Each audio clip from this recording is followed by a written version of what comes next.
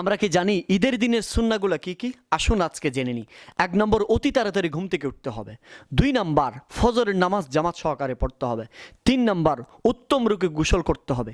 4 নম্বর, চোখে সুরমা দিতে হবে। 5 নম্বর, সুগন্ধি দিতে হবে। 6 নম্বর, উত্তম সুন্দর পোশাক পরতে হবে। 7 নম্বর, কিছু খেয়ে ঈদগাহে যেতে হবে, কেননা ঈদ উল ফিতরে কিছু খেয়ে ঈদগাতে যাওয়া এটা হচ্ছে সুন্নাহ। 6 নম্বর, ঈদগাহে হেঁটে হেঁটে যাওয়া। 7 নম্বর, খোলা ময়দানে নামাজ পড়া। 8 নম্বর, ঈদগাহে যেখানে জায়গা পায় সেখানে বসে যাওয়া। 9 নম্বর, ঈদগাহের খুতবার শ্রবণ করা।